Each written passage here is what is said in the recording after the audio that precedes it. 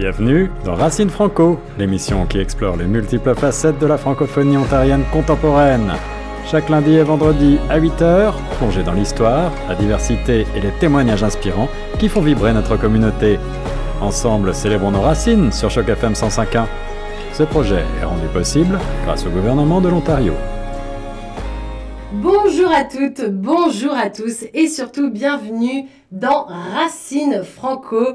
Racine Franco, c'est notre nouvelle émission radio et vidéo hebdomadaire qui vise à faire mieux connaître et partager les différentes composantes culturelles de la francophonie ontarienne actuelle. En vrai, plus simplement, je vais juste aller à la rencontre de différentes personnalités de notre belle communauté francophone et ensemble, on va parler de leur pays ou de leur région d'origine et de comment on arrive à vivre de sa culture ici pleinement à Toronto. Et on n'oublie pas de remercier le gouvernement de l'Ontario grâce à qui ce projet est rendu possible. Aujourd'hui, avec moi, j'ai Georges Lee qui va nous parler de sa communauté haïtienne. Comment ça va aujourd'hui? Bonjour Nathalie, je m'appelle Georges Lee Berry, j'utilise les pronoms elle et là. Je viens d'Haïti et ça me fait plaisir d'être là aujourd'hui. Et ben moi, ça me fait justement super plaisir aussi parce que Haïti, c'est pas si loin que ça du Canada. Mais par contre, on a l'impression que vous n'êtes pas si présents que ça. Vous êtes discrets, les Haïtiens, et vous êtes surtout beaucoup plus présents à Montréal. On aura l'occasion d'en reparler un petit peu plus tard. Mais comment tu décrirais ce que tu as ramené avec toi dans ton sac à dos, dans ta valise, tu appelles ça comme tu veux, le petit paluchon avec lequel tu es venu au Canada. Qu'est-ce que de ta culture haïtienne t'as gardé et t'as ramené avec toi ici? Oh, je pense que j'en ai beaucoup apporté. Moi, je pense que j'ai apporté ici la solidarité communautaire. J'ai dit la solidarité communautaire puisque c'est une valeur haïtienne. Donc ici, je viens avec mon charme et mon envie d'aider, mon enthousiasme. C'est vrai qu'ici, à Toronto, je trouve qu'il y a cette culture, mais plutôt qui fait partie des services du gouvernement. Mais ce n'est pas ce qu'on trouve directement dans la société canadienne. Ce n'est pas pour dire que les gens sont impolis, c'est pas ce que je veux dire, mais la solidarité que je trouve qu'il y a dans mon pays, si on trouve quelqu'un, on se salue, on essaie de s'entraider. Je ne trouve pas ça malheureusement ici, mais moi je l'ai apporté. Ça vient de ma culture d'origine. Ah, ça c'est cool ça, le fait d'avoir le cœur sur la main. Ouais. Ah, c'est nice.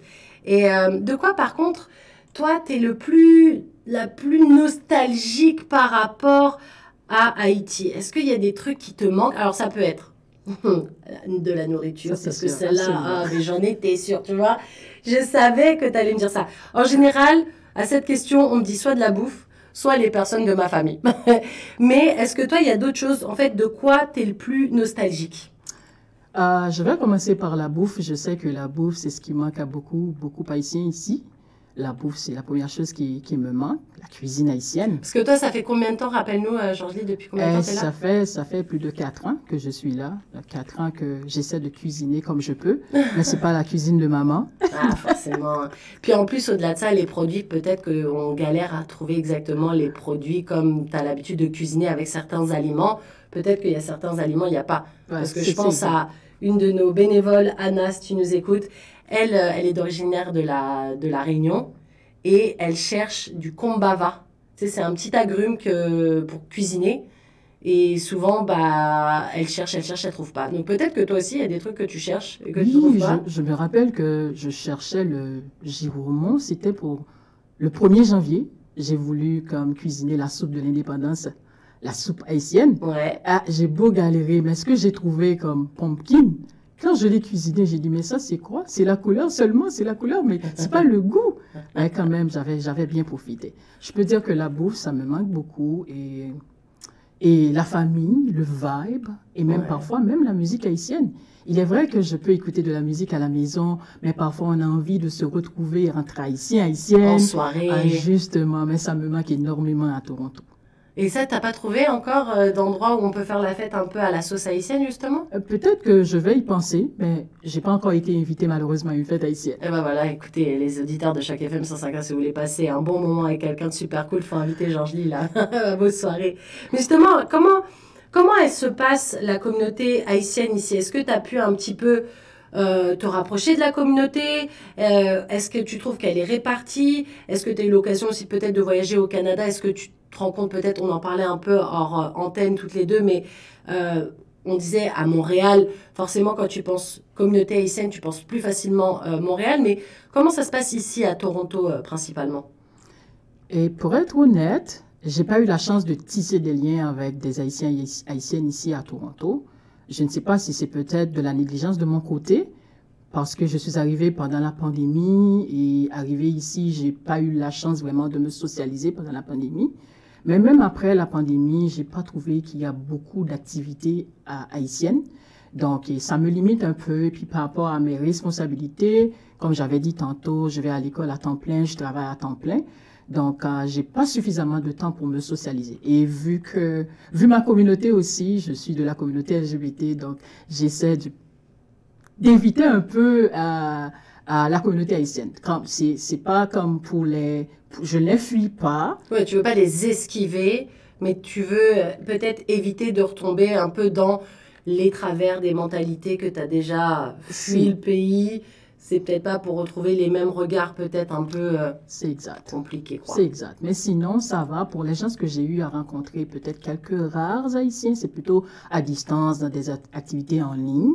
Mais ici, rencontrer la communauté haïtienne, je n'ai pas encore eu la chance, malheureusement, de connecter vraiment. Justement. Non, mais ça me va. Comme je dis toujours, l'important, c'est toujours de donner son vrai vécu, son vrai retour d'expérience, parce que des fois, quand on écoute des podcasts, des trucs dans les médias et tout, on a toujours l'impression que tout est beau, tout est rose. Et quand on fait le comparatif avec son propre parcours, on se dit oh, mais moi, il n'y a personne qui me représente. Regarde, moi, j'ai que des galères. Et pourquoi on n'entend pas les gens qui ont des galères? Et en fait, moi, je préfère les gens qui parlent franchement et qui disent moi, en fait, j'ai pas eu encore l'occasion ou j'ai pas voulu aussi, parce que des fois, on a le droit de pas vouloir, en fait, connecter avec sa communauté. Et je trouve que, au contraire, on a la chance de recommencer son chemin dans un autre pays. C'est peut-être justement aussi pour choisir des chemins un peu différents que forcément qu'on est tout le temps en lien avec sa communauté. Toi, donc, tu arrives... Georges, ma pauvre, tu es arrivée et là, qu'est-ce qui te tombe sur le nez? Le coco, le Covid. Donc, toi, on en a parlé, tu es arrivée en décembre 2019. Comment ça s'est passé, ton parcours d'intégration? Parce que forcément... Quand tu arrives à cette période-là, c'est pas forcément le plus simple. Toi, t'es pas arrivé en plus directement à Toronto. Est-ce que tu peux nous reparler un petit peu de comment ça s'est passé, ton parcours d'intégration à toi? Moi, je pense que la première chose qui m'a été frappée, c'était plutôt la neige. Et tu t'imagines une Haïtienne, nouvellement arrivée ici, qui n'avait même pas un bon manteau d'hiver. Est-ce que tu as les bonnes chaussures? En janvier, même pas. Oh, même pas. C'était des baskets normales. Des baskets normales. Et pas de bottes de neige, pas d'un bon manteau. Donc, j'ai été secouée. C'était le choc. C'était le choc climatique. C'était le choc climatique. C'est ce qui m'avait frappé ici. Ensuite, c'était la langue. Faut croire que je viens d'Haïti. Ma langue officielle, c'est le créole. Oui, le français, puisque j'ai été scolarisée en français, oui, j'en parle. Mais arrivé ici, en Ontario, c'était plus précisément à Windsor. Arrivé à Windsor, tout le monde parlait l'anglais depuis l'aéroport. Dans ma tête, je me suis dit, comment je vais faire pour m'en sortir? Il va falloir que peut-être que j'aille à Montréal. Mais comment quelqu'un qui a 15 $ en poche pouvait se rendre à Montréal? Puis c'est là que je me suis dit, mais tu sais bien, en tant que battante, tu dois y affronter. Puis tu vas trouver forcément. Ça, c'est sûr, c'est sûr. Et voilà, 4 ans plus tard que je suis ici. Et j'ai beaucoup galéré, comme j'ai dit, j'ai galéré, arrivé ici comme quelqu'un qui a fait une demande d'asile. Donc, j'ai connu ce qu'il y a comme habiter dans un shelter, donc laisser tout le confort de son pays d'origine, parce que de toute façon, je ne suis pas la seule personne à avoir vécu cette situation, parce qu'on laisse pas mal de choses derrière. Ouais, mais arriver dans une nouvelle communauté, il y a toute une adaptation, il y a tellement de changements. Donc, si on n'est pas fort mentalement, qu'on risque d'être affecté. Si on pense tout ce qu'on a laissé derrière, le confort de la maison, l'emploi, les proches, puis arriver ici qu'on va tout devoir recommencer. Mais sinon, j'ai galéré et je suis fière où je suis maintenant aujourd'hui. Oh, ça fait plaisir. Mais justement, Georges, ce serait quoi, selon toi, les principaux défis auxquels tu as été confronté en arrivant? Tu parlais de la langue, mais est-ce qu'il y a eu d'autres choses? Oui, c'était surtout le logement qu'on fait face encore ici, bon, pas à Toronto, je peux dire en Ontario, je ne sais pas pour les autres provinces. Et c'était un grand défi, puisqu'arrivé ici, je n'avais pas où me loger. Et même quand je cherchais un logement, il y avait tellement d'exigences, comme du point de vue administratif, il fallait avoir un crédit, des références pour quelqu'un nouvellement arrivé. C'est n'avait même pas un ouais. emploi.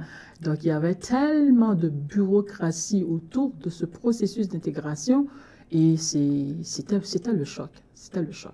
Et c'était l'un des grands défis et c'est le défi auquel que tout le monde confronte pour l'instant, question de logement. Et encore plus avec l'inflation, parce que il y a encore quelques temps, avec le Covid notamment, les prix de l'immobilier avaient vachement chuté parce que du coup, tous les étudiants internationaux, toutes les personnes qui viennent travailler de façon ponctuelle en provenance de l'étranger, ces gens-là, ils venaient pas parce que c'était le Covid. Donc du coup, il y a eu pas mal d'appartements qui étaient vides et du coup, les propriétaires, pour pas perdre trop d'argent, pour limiter les dégâts un peu, ils avaient baissé pas mal les loyers. Donc, tu avais l'occasion à ce moment-là de te refaire, entre guillemets. Si tu avais besoin de déménager, c'était le moment. Il y avait des appartements. Moi, je raconte toujours ma vie, même si c'est pas mon émission. Pas moi le profil, mais c'est moi, je raconte toujours ma vie. L'appartement que j'ai trouvé, il était à 2400 $. La personne qui est sortie, 2400. Moi, je l'ai pris à 1850. Donc, c'est-à-dire que les propriétaires, ils étaient capables de baisser leur loyer. Alors que maintenant, une personne qui arrive va reprendre au cours actuel. Donc, avec l'inflation. Mais justement, est-ce que toi, en venant d'Haïti, tu n'as pas dit « Ouais, mais comment je vais faire pour me loger ici ?» Parce que les tarifs, c'est super, super cher, je pense, comparé à Haïti, non? Et je peux dire oui, puisqu'en Haïti, moi, je payais mon loyer annuellement. Donc, j'ai pas connu c'est de façon annuelle. Justement. C'est comme ça partout en Haïti ou ça dépend des propriétaires? Je peux dire majoritairement, on paye le loyer annuellement. Et tu le payes en une fois? Une seule fois l'année. Ouais. Ah ouais, donc si c'est beaucoup, il faut faire le chèque, hein? Oui, mais c'est pas autant que je paye ici. C'est pas autant que je paye ici. Mais sinon, et ça, c'était mon grand défi. Et surtout, j'ai vécu pas mal de discrimination. Discrimination par rapport au statut d'immigration, parce que de toute façon, on va te questionner quel est ton statut, et parfois même la couleur, et parfois même la langue, parce que lorsqu'on vient comme francophone dans un milieu anglophone, blanc, personne noire, femme, j'ai vécu pas mal de discrimination, surtout dans la recherche de logement. Ici ou à Windsor? C'était plutôt à Windsor. Je me rappelle même avoir visité une maison que j'ai parlé au propriétaire par message, puis arrivé à la maison. Et j'ai l'impression que quand la personne m'a vu, je suis restée comme un bon moment devant la porte avant qu'on me laisse visiter la maison. Et puis après, on m'a changé catégoriquement le prix. On m'a dit que la chambre que j'avais discutée derrière le téléphone, c'était à peu près 500 $. Et puis du coup, le prix a doublé. Oh et puis on m'a dit, et tu viens d'où? Et parce qu'ici, voici, il y a des Canadiens qui habitent ici, il y a X qui habitent ici. Et c'est ok, d'accord, merci. Ouais, limite, tu dis, bon, tu sais quoi, ton appart, tu vas le garder parce que si c'est pour me sentir mal à l'aise comme ça, c'est pas la peine. Mais je rebondis surtout sur ce que tu dis par rapport à la discrimination, par rapport à la couleur de peau. Moi, dans ma tête, bon, après, c'est plus facile peut-être parce que moi, je suis blanche, donc peut-être que je le vois différemment. Mais j'ai tellement l'impression que le Canada, c'est une terre d'immigration, que tu sois noir, blanc, jaune, violet, vert, on s'en fout. Mais peut-être que c'est l'esprit de la grande ville de Toronto, avec le truc de on est multiculturel, les gens ils viennent de partout. Windsor, c'est un peu plus reculé. On n'est pas dans la grande ville comme l'est Toronto. Tu l'as vraiment senti ou ça a été juste cette fois-ci quand tu as cherché à te loger? Moi, je pense que je l'ai senti. Et même encore ici à Toronto, ah ouais? Il y a le racisme. Il y a le racisme. Et oui, c'est vrai qu'on fait pas mal d'efforts. Mais moi, je l'ai vécu et mes clients, confrontent souvent le racisme ici, que ce soit dans certains services d'établissement, ça existe. Ah ouais? Bah, malheureusement, ça existe. Bah, malheureusement, et comme quoi, bah, on a beau être entouré de plusieurs cultures, parce que pour moi, le racisme naît de l'ignorance. Tu vois, quand tu connais pas l'étranger te fait peur, Mais c'est pas forcément la couleur qui te fait peur, c'est tout l'ensemble. Je connais pas d'où il vient, je sais même pas où placer son pays sur une carte, nanana. Du coup, l'ignorance fait que tu es bête et que tu te poses des mauvaises questions. Mais je me suis toujours dit, la chance d'être dans une grande ville comme Toronto, c'est de... Ton voisin, il peut être d'un endroit X dans le monde et toi d'un autre, et que du coup, ça fait une force parce que du coup, on échange des idées. Non, Ah, mais c'est ça fou, arrive ça. et c'est assez visible que parfois tu peux te rendre quelque part et puis tu parles, que ce soit l'anglais, et puis la personne dit, et c'est quoi ton accent? Ton accent est si fort. Même si tu parles français ou l'anglais, la personne trouve que ça sonne différemment, mais c'est correct parce on n'est pas né du même pays, donc on n'a Et pas même été des fois, dans le justement. même pays, du nord au sud, tu parles pas la même langue forcément. Enfin, je veux dire, Bien avec des sûr, petites différences, quoi. bien sûr, ça existe toujours ici à Toronto. Eh ben, comme quoi, moi, j'en apprends encore tous les jours, tu vois. On en parlait un petit peu en préparant cette entrevue toutes les deux. Est-ce qu'il y a des programmes ou des organismes qui existent qui ont pu justement faciliter ton intégration, que ce soit à Windsor, mais ce qui m'intéresse, c'est plus ici à Toronto. On parlait notamment de Franco-Queer, justement. Et oui, j'ai trouvé de l'aide avec OCASI. OCASI, c'est la première organisation communautaire que j'ai rencontrée ici quand je suis arrivée au Canada. Et je peux dire c'est grâce au programme de Espace Positif que j'ai été parmi les champions bénévoles. C'est là que j'ai fait connaissance de Franco-Queer via Melika. Melika qui fut ma travailleuse en établissement pendant au moins 2 ans. Et puis, c'est elle qui m'a parlé de l'organisation et c'est grâce à elle que je suis aujourd'hui à Toronto. C'est la main tendue, la fameuse main tendue. C'est la main tendue qui m'a aidé à explorer toute la communauté LGBT, surtout ici, à Toronto. Ben justement, en parlant de ça, toi, en Haïti, ben c'est un peu aussi la raison de ton départ aussi, je pense, et tout. Comment, même pas comment, qu'est-ce que tu as ressenti quand tu t'es rendu compte que, d'une, tu n'avais plus besoin de te cacher, de deux, qu'il y avait une vraie structure organisée et pas une association où il y a 2 personnes qui collent des affiches dans la rue, et de 3, que c'était en français. Et que du coup, non seulement tu n'avais plus besoin de te cacher, en plus c'était structuré, et en plus tu pouvais parler ta langue et t'exprimer comme tu le voulais, avec des gens autour de toi qui allaient comprendre tout ce que tu allais dire et tout. Comment tu t'es senti par rapport à tout ça? Parce que ça devait être un gros changement du coup. Ah, bien sûr, c'est comme quelqu'un qui était assoiffé, puis on lui a donné un grand verre d'eau. Ouais, Donc, quand j'ai trouvé Franco-Queer, bon, d'abord au CACI, même si la majorité des séances étaient en anglais, mais avec Sizway qui gérait le programme. Donc, on a eu des activités en français. Mais Franco-Queer qui est 100% francophone, donc c'était vraiment l'espace rêvé. Que j'ai dit l'espace rêvé parce que je ne savais même pas qu'il était possible de parler ouvertement de l'homosexualité ici au Canada. Et en plus de le faire en français. De le faire en français. Donc, je ne savais même pas qu'il était possible qu'on avait aussi nos droits en tant que personne. Nos droits en tant que personne appartenant à cette communauté. Ça, j'ignorais totalement vu que je viens d'un pays où même l'État est homophobe. Donc, c'était le contraste. Parce que ça, je n'y avais pas pensé. Donc, quand j'ai trouvé Franco-Queer, j'ai vu qu'il y avait des activités auxquelles que je pouvais participer pour m'informer, pour me former. Et j'ai dit, mais non, ça c'est ma place. En pleine pandémie, je pouvais parler de ma vie, de moi-même, parce que je me suis cachée pendant des années. Donc, je peux dire ouvertement, c'est arrivé ici au Canada que je peux parler ouvertement de mon homosexualité. Donc, ça s'est passé ici au Canada. Je peux dire même le coming out, ça se fait ici au Canada. Donc, c'est au Canada que je commence à vivre ma vie. Waouh, c'est incroyable. J'adore parler de ces histoires à chaque fois parce que je me dis, et c'est ce qu'on disait nous toutes les deux avant de faire l'entrevue pour de bon, filmer tout ça, mais je disais, la vie, elle est tellement courte.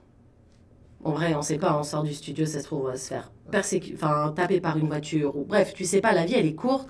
Et de devoir se cacher en permanence, inventer des histoires XY qui pour toi n'ont aucun sens, mais en plus, le pire, c'est que tu es obligé de garder ton histoire, parce que c'est pas un mensonge en une fois, genre, oh, il y a une surprise, telle personne, faut pas qu'elle soit au courant, donc on va inventer une histoire pour lui dire, non, il n'y a pas de soirée, on va tous au cinéma. Pas du tout, il y a une grosse soirée, c'est ton anniversaire. Tu vois, je veux dire, mentir ponctuellement pour éviter une surprise, machin, ou d'accord, tu vois. Mais mentir sur le long terme et se rappeler de ses mensonges pour que ça ait du sens et tout. Comment t'as fait pendant toutes ces années? T'avais une tête comme ça, non? Bon, j'avais pas le choix, Ouais. vu que la société haïtienne, c'est... Mais même en pas arrivant ouverte. ici. Oui, même en arrivant ici. Parce qu'en général, on dit nouveau départ, on se dit, bon, vas-y, c'est bon, je vais pouvoir changer un peu de life, Non, tu vois. c'était pas comme ça au début. Au début, ça m'a pris du temps, vu que, bon, d'ailleurs, c'est la société qui m'a socialisé. Je viens d'Haïti, donc je sais que l'homosexualité est mal perçue. Même arrivé ici, je ne savais pas quelle serait la perception des personnes qui vivaient au refuge. Donc j'ai dû me cacher pendant au moins 4 mois avant de pouvoir me dévoiler. Donc j'ai dû attendre pour dire, est-ce que c'est le bon moment? Est-ce que ma place est ici? Est-ce que je ne serai pas jugée? Comment on va me regarder? Donc ça m'a pris du temps. Donc au fil du temps, je me suis dit, mais non, tu as vécu des années comme ça dans ton pays d'origine, donc c'est le moment vraiment de vivre ta vie. Donc c'est comme ça, un bon matin, je me suis réveillée, j'ai porté un maillot couleur arc-en-ciel. Puis il y a des gens qui m'ont dit, oh, ça c'est le maillot de la communauté. J'ai dit, mais oui, j'en fais partie, c'est ma communauté. Est-ce que c'est un maillot que tu avais mis dans ta valise? Est-ce que tu l'avais Je l'ai déjà? acheté exprès chez Amazon. Ah. Je me suis dit, non, non, ici dans le placard, ça fait chaud au refuge. Donc je dois me mettre dehors. Donc j'ai acheté le maillot, je l'ai porté. Et puis c'est ce qui m'a ouvert la voie. Comme je n'ai plus l'envie de me cacher. Donc je me suis dit, 4 mois ici au Canada, je veux vraiment vivre ma vie. D'ailleurs, c'est pourquoi que je suis arrivée ici. Et d'ailleurs, ici, il y a un truc qui est vraiment cool tous les ans, c'est la Pride. La fête pendant tout un week-end, justement, où on met en valeur cette belle communauté. Elle est tellement vaste en plus, genre, il n'y a pas que les questions d'orientation sexuelle, il y a aussi toutes les questions d'identité de genre, tout ça c'est repris en même temps, et la ville, elle bat à l'unisson, tout le monde est en couleur, tout le monde kiffe, pour parler le français de chez moi, de Paris, tout le monde kiffe, tout le monde est là, on s'ambiance, et limite on se dit, mais comment ça se fait que pendant tout un week-end, on est là, on fait un bloc, et le reste de l'année, on a l'impression que ça repart un peu, même si, bon, au Canada, ça va, mais est-ce que tu as eu l'occasion quand même de participer un petit peu à la Pride? Tu as voulu faire partie de ça? Oui, oui, j'ai participé, je pense que c'était en 2022 et l'année passée aussi. Et pour moi, c'était... Je ne sais même pas comment l'exprimer parce que moi, je n'ai jamais vu ça dans mon pays d'origine. D'ailleurs, il n'est même pas permis de parler soit de l'homosexualité même à la radio. D'ailleurs, je pense, je ne me rappelle pas de quelle année qu'ils ont tenté d'une manifestation Massimadi, quelque chose comme ça, que ça a fait ça a suscité beaucoup de problèmes. Il y avait même des sénateurs qui se sont imposés à cette manifestation Massimadi pour dire, oh, c'est la malédiction, c'est pas possible d'en parler, etc. Mais arrivé ici, je l'ai vu, je me suis dit, est-ce que c'est bien vrai? Est-ce que c'est bien vrai que ça existe? Est-ce que c'est bien vrai qu'on est à notre place? Puis à la fin, comme je l'ai dit toujours, le droit de la communauté, des personnes de la communauté LGBT, c'est vraiment les droits humains. Donc nous avons tous les mêmes droits. Oui, puis d'exister en tant que personne, en fait, pas juste d'être une étiquette de je fais partie d'une communauté, donc du coup j'ai ma petite part de présence parce que, tu sais, il faut des quotas. Donc, tu vois, moi, je suis le quota gay. Non, c'est juste que toi, tu es invité comme personne et que tu as ton droit de parole, en fait. Bien sûr. D'ailleurs, beaucoup d'entre nous, on ne s'introduit pas avec notre orientation sexuelle. On est là comme quelqu'un, comme un être humain. Donc, on a le droit d'être scolarisé, on a le droit d'aimer, on a le droit de manger, on a le droit de vivre sa vie, alors notre vie pleinement. Mais en plus, c'est bien que tu dis ça, parce que c'est vrai que souvent, on a l'impression que quand on fait partie de cette communauté-là, il faut tout le temps le mentionner, tout le temps le mettre en avant. Mais quand tu rencontres quelqu'un dans la rue, tu vas lui dire « Salut, tu t'appelles comment ?»« Salut, je m'appelle Nathalie, j'ai tel âge, je fais ça dans la vie. » Mais tu vas pas dire « Et puis, ma personne, mon côté sexuel, c'est ça, et puis je m'identifie comme machin. » J'ai l'impression que c'est trop devenu un amalgame où les gens, ils veulent tout savoir. Mais en fait, c'est ta vie privée. Ça, ce que tu fais quand la porte de chez toi, elle est fermée, en fait, ça regarde personne. En tout cas, moi, je ne cesse de rappeler aux gens, je ne demande pas qu'on m'aime, mais je demande qu'on me respecte. Exactement. Vous n'êtes pas obligé de m'aimer en tant qu'une personne appartenant à cette communauté-là, mais vous avez le devoir de me respecter. Voilà. C'est tout ce que je demande. Exactement. C'est très bien dit. Très bien dit. Écoutez ça bien. Pour toutes les personnes peut-être homophobes qui ont une vision un peu biaisée de la vie, voilà, écoutez bien ça. On n'est pas obligé d'aimer tout le monde, mais on est quand même obligé de respecter tout le monde. Georgie, selon toi, quels sont les défis que les nouveaux arrivants francophones auxquels ils sont confrontés quand ils arrivent ici au Canada? Communauté LGBT ou pas, pas forcément, je pense plus du tout à ça là, mais je me dis, en tant que nouvel arrivant francophone, dans un endroit comme à Toronto, ou toi à Windsor, tu vois, c'était ta première étape au Canada, c'est anglophone, c'est plus compliqué que forcément si tu arrives à Montréal où tu as l'impression que au moins d'un point de vue communication, c'est plus simple. C'est quoi pour toi, à ton avis, les premiers défis auxquels on est confronté? Si je parle de mon expérience personnelle, je parlais du climat. D'ailleurs, la neige, on n'est pas tous habitués si on vient de la Caraïbe ou certains pays d'Afrique. Ouais. Donc, c'est toujours ce qui nous a accueillis ici, arrivés en Ontario ou à Toronto. Il y a aussi la barrière linguistique. Comme je l'ai mentionné, c'était mon cas. Et pour ceux qui viennent de l'Afrique francophone, donc j'ai vu combien ils galèrent, puisque moi je suis travailleuse en établissement chez Franco Queer, donc j'accompagne les personnes nouvellement arrivées qui sont 100% francophones. Donc c'est à moi de contacter pratiquement tous les services pour prendre un rendez-vous pour ces clients-là. Donc, ils sont chanceux d'avoir quelqu'un comme moi, puisque qui fait le relais, en fait. Justement, puisque moi, j'avais pas trouvé tous ces services-là venant des travailleuses, des travailleurs en établissement quand j'étais nouvellement arrivée au Canada, je peux le dire. Et donc, j'ai vu combien ils galèrent pour trouver un logement, comme j'ai mentionné, histoire de crédit, histoire de référence. Et maintenant, le pire, c'est l'emploi. Parce que lorsqu'on arrive dans une communauté anglophone et on ne parle que le français, et c'est difficile de trouver un emploi. Il arrive même qu'il y a des personnes qui sont nouvellement arrivées chez nous, et puis après un moment, la personne m'appelle, « Allô, Georges-Lee, je t'appelle pour te dire, là, je quitte Toronto, maintenant je suis à Montréal. C'est difficile de trouver un emploi, ça fait 6 mois, ça fait 1 an avec le permis, c'est difficile. » Donc, oui, puis surtout si on arrive avec un visa classique, je sais pas, je pense par exemple pour les franco-français, avec le PVT, bah, ça dure 2 ans. Donc si déjà tu galère pendant 6 mois à trouver quelque chose, bah, tu dis, bah, en fait, il me reste que tant de temps. Il y a des gens qui arrivent directement avec la résidence permanente, donc ils ont un peu plus quand même de visibilité sur le long terme. Mais si tu as un visa qui dure 1 an, bah, si ça fait déjà 6 mois que tu cherches, tu te dis peut-être, bah, au lieu de m'embourber là et de tomber en dépression parce qu'en fait, d'une, je trouve pas ma place dans la société, de 2, je fais pas d'argent, de 3, bah, y a quand même des factures à payer. À un moment donné, la charge mentale, elle est forte. Je comprends qu'il y ait des gens qui trouvent la facilité, et je mets des gros guillemets parce que c'est jamais facile, mais de préférer aller dans un endroit où au moins on les comprend un peu mieux, quoi. Oui, c'est exactement ce qui arrive ici à Toronto. Je dis à Toronto, et puis il n'y a pas beaucoup de services en français. Et j'apprécie l'effort que je vois que le gouvernement, j'ai vu quelque part dans notre trousse de bienvenue chez Franco Queer, il y a comme une brochure qui dit comme on peut revendiquer des services en français.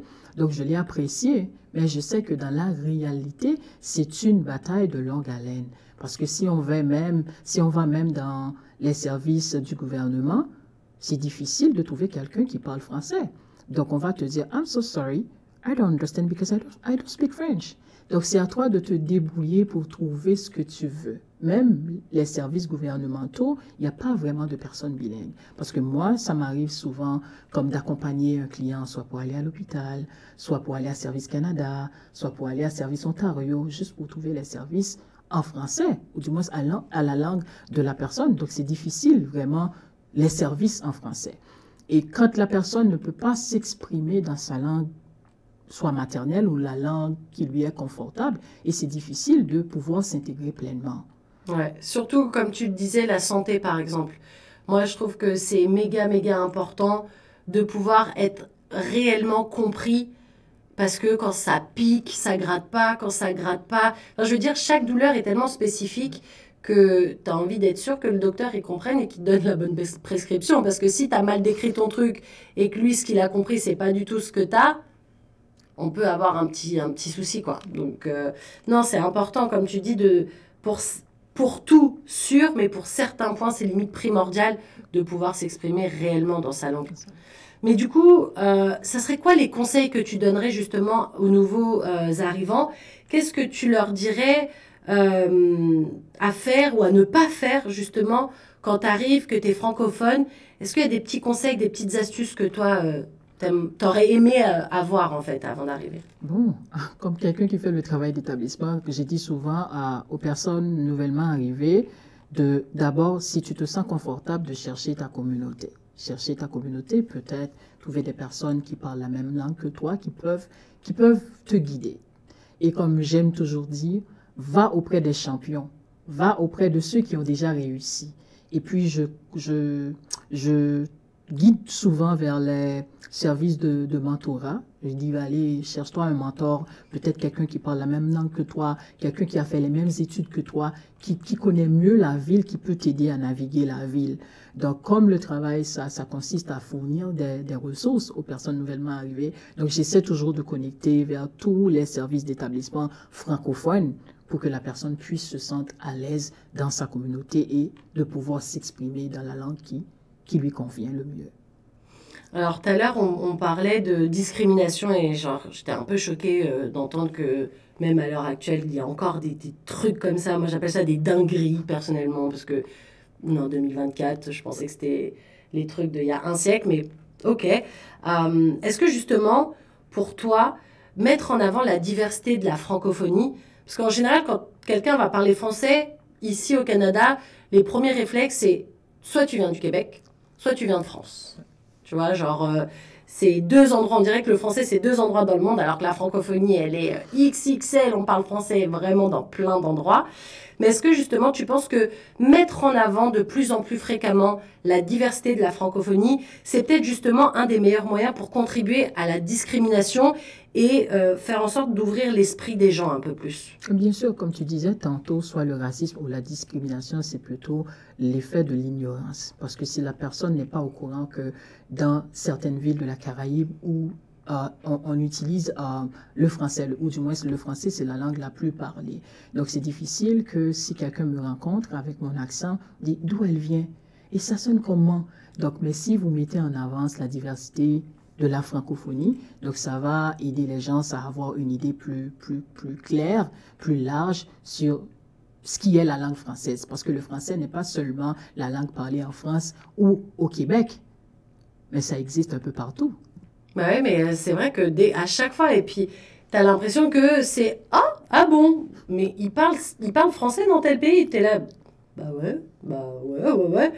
Surtout les pays d'Afrique, je trouve. Parce qu'on dirait que pour eux, les gens du Canada ou les gens qui ont immigré ici de partout dans le monde, mais qui n'ont pas du tout le français dans leur spectre à eux, ils vont peut-être parler d'autres langues, tu vois, mais le français, pour eux, c'est ça. C'est soit la France, baguette, Tour Eiffel, ou alors le Québec, la poutine, et c'est terminé, en fait. Et c'est bien, je trouve, moi, justement, de rappeler, en fait, non, il y a plein de pays où il y a plein de pays bilingues, par exemple. Tu vois, par exemple, la Belgique, les gens, ils savent même pas qu'il y a plusieurs langues dans ce pays. Ou des pays d'Afrique où il y a plein de dialectes. On va parler Wolof, on va parler Swahili, on va parler plein de trucs. Mais on parle aussi le français. Et les gens, ils sont là genre, ah bon? Eh ouais, eh oui. C'est comme quand je rencontre quelqu'un, tu viens tout, je viens d'Haïti. Ah, sac passé, vous parlez créole? Elle dit, bien sûr, le créole, c'est ma langue officielle. Oh, comment tu arrives à parler français? Est-ce que tu as appris le français à l'école? J'ai dit, bon, le créole, c'est la langue la plus parlée, mais le français, si on a été scolarisé, certainement, on va pouvoir s'exprimer en français. Mais la Constitution reconnaît quand même qu'on a deux langues officielles. C'est vrai qu'on parle tous le créole à l'école, à la maison, mais la scolarisation en Haïti, ça se fait en français. C'est la langue administrative du coup ou par exemple là ton passeport haïtien Français. Il est que en français? En français. Et il n'y a pas de créole dedans? Et non, ce que j'ai là, il n'y a pas de créole. Ok. Non, parce que des fois il y a les deux langues qui vont être écrites dessus. C'est pour ça que je pose la question. Oui, mais je pense que le mien, c'est seulement français que j'ai dedans. Alors, on va passer à la deuxième partie de cette entrevue. Ça va plus être comme un quiz. Donc, je vais te poser des questions et tu vas me dire la première chose qui te vient dans la tête. Il faut que ce soit spontané, ok? Si je te dis acteur ou actrice la plus connue en Haïti, ce serait qui? Je dirais Jimmy Jean-Louis. Ok. Si on va parler musique maintenant, pareil, chanteur ou chanteuse la plus connue en Haïti? Et chanteuse Emeline Michel, je dirais Alan Kavir aussi comme chanteur haïtien. Ok. Maintenant, on va parler du film culte. Est-ce qu'il y a un film culte? Si on a deux, tu peux m'en donner deux. Allez, vas-y. Je pense pas. Il n'y a pas un film qui t'arrive comme ça en tête? Un film haïtien. Un film haïtien ou alors un film qui a eu, si t'as pas d'exemple haïtien en tête, peut-être un film qui a connu un grand succès en Haïti, admettons. Je peux parler de Barricade, qui est un film haïtien. Ok. Oui, ça a connu un grand succès. Ok. T'as pas l'air sûr de toi, il m'a dit. Oui, ouais, Barricade, oui, c'est un film de ma génération, donc je pense que ça a connu un grand succès. Ok. Un plat typique. Alors, tout à l'heure, tu parlais d'une soupe, la soupe haïtienne, là, mais est-ce qu'il y a d'autres choses? Oh, bien sûr, nous avons du riz sauce pois légumes. Donc, c'est le riz. Et puis, T'as dit ça en souriant, ça c'était vraiment un plat qui te fait plaisir, ça se voit. ouais, je sais que s'il y a les Haïtiens qui m'écoutent, ils vont comprendre que j'ai dit du riz sauce pois légumes. C'est vraiment le plat typique des Haïtiens. Et on adore aussi le griot.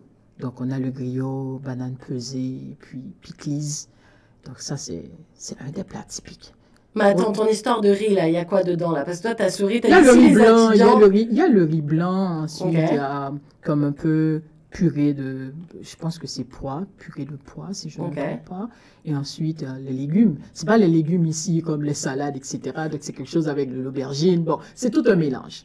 Pour les chefs qui m'entendent, donc vous savez de quoi je parle.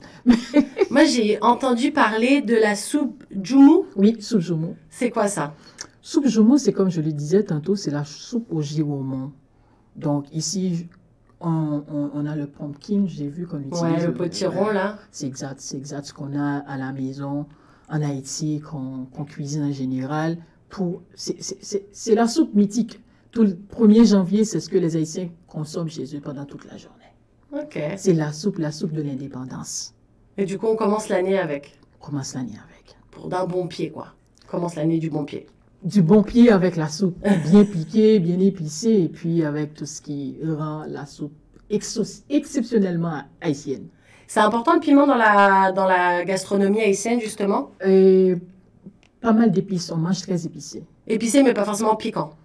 Certains adorent le piquant, mais je peux dire épicé, parce Ok. que tout le monde ne mange pas. En tout cas, moi, j'adore bien la cuisine congolaise et ivoirienne, que je trouve un peu Similaire. Oui, pour ce que j'ai rencontré ici. Parce Ok. que j'ai eu la chance de manger, j'adore bien la cuisine ivoirienne. Si maintenant on parle de boisson, la boisson la plus populaire en Haïti, ce serait quoi? Oh, c'est la bière Prestige. Ah ouais? Ouais. Ça, Et ça me c'est... manque énormément. Tu la trouves pas ici, celle-là? Et non, on m'a dit qu'on peut trouver à Montréal, mais ici, c'est peut-être d'autres bières que j'ai vues. Ok. J'ai pas eu la chance de voir Prestige.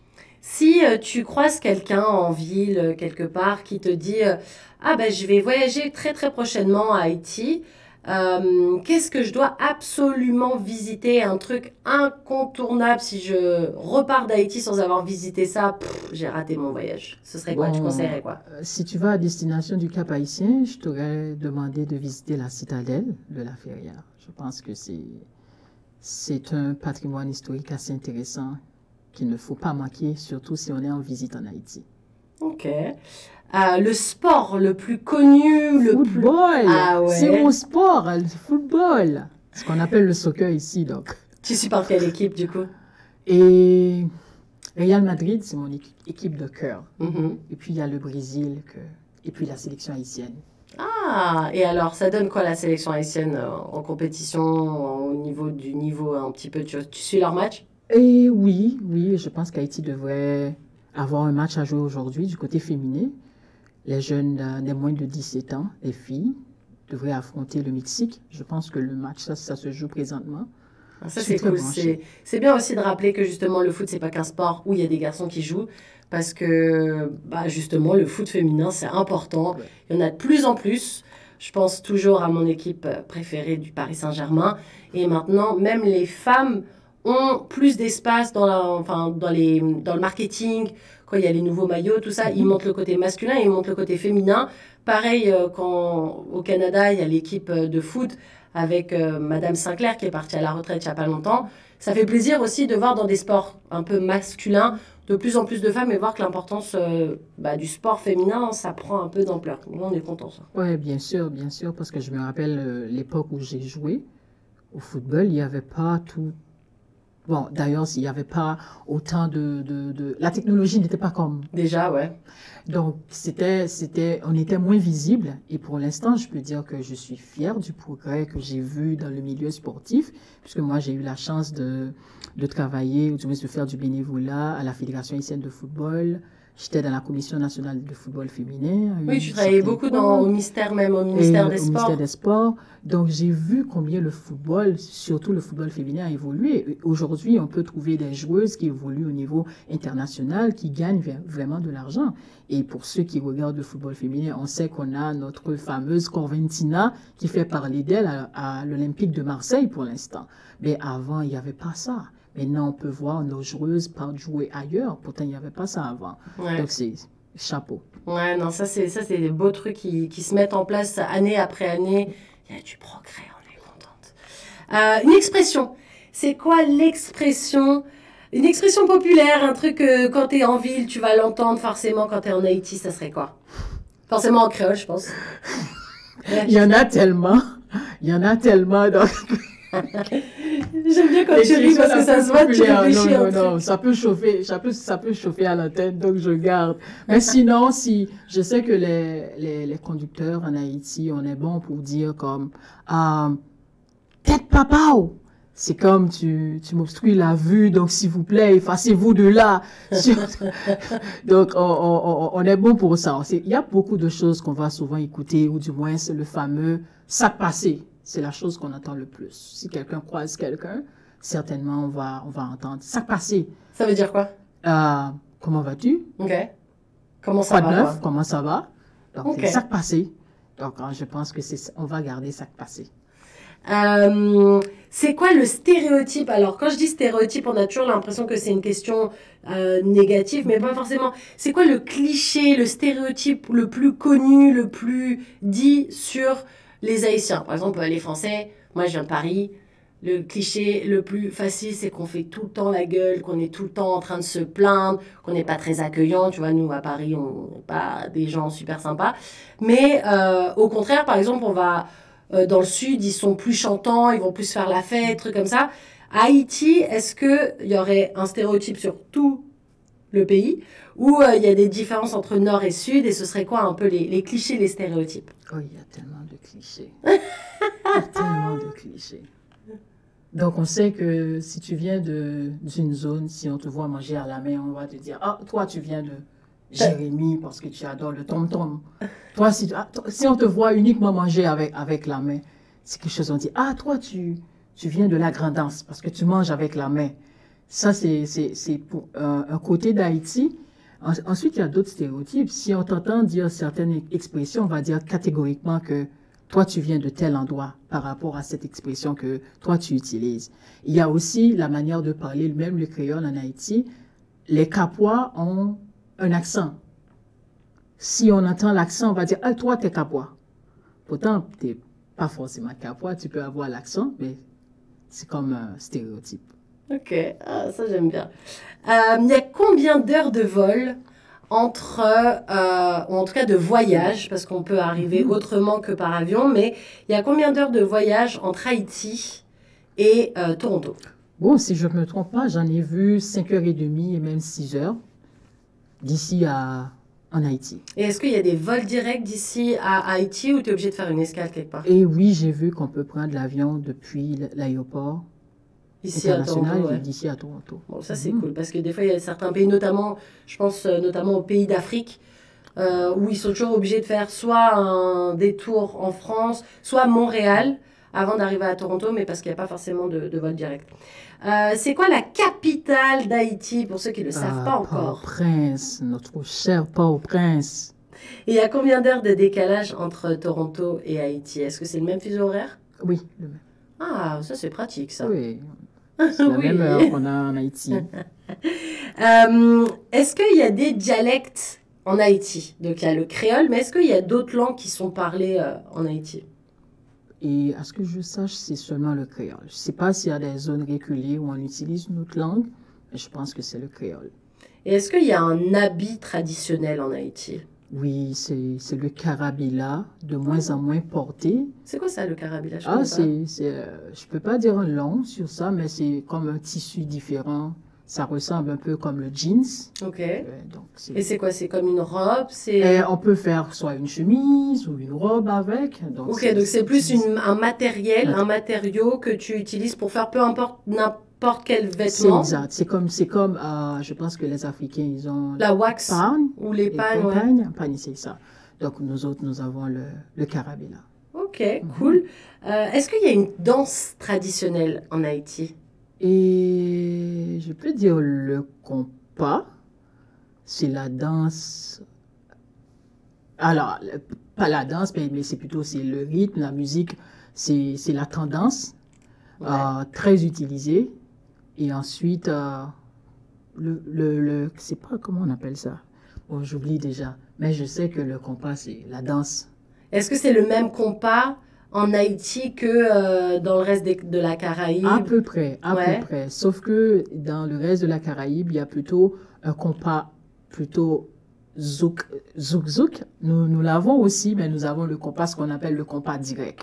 Donc, il y a moins de collets serrés qu'on a dans les autres compas, mais sinon, le compas, c'est la danse. C'est la danse. J'adore le Ouais. compas, les côtés, la guitare, la basse et tout, c'est vraiment mon truc. J'adore faire mon ménage sur du compas et à tout moment, j'arrête de passer le ballet devient une guitare. Non, ça, c'est vrai, ça, c'est vrai. Le compas, c'est quelque chose. Et je pense, et ça fait revenir à ce qu'on disait en début d'entrevue, que les ambiances comme ça peut manquer. Ouais, ça- Parce que quand on apprécie ça et qu'on va dans des boîtes et que c'est que de la musique Seigneur. Vous avez dit Seigneur. C'est un peu différent. C'est quoi l'hymne national en Haïti? C'est la dessalinienne. Ça parle de quoi? Ah, pour le drapeau, pour la patrie, ça parle de l'histoire d'Haïti. Ok. Et pour finir, c'est quoi les couleurs du beau drapeau haïtien? C'est le bleu et rouge. Et comment avec il la est? moirier blanc. Comment tu peux nous le décrire? Et le bleu en haut, il y a la moirie blanc au milieu, il y a le rouge en bas. Ok. Et ça, il y a du sens sur ces couleurs. Est-ce que tu sais un peu pourquoi ce drapeau il est comme ça ou pas du tout? Ah, honnêtement, non. Ok.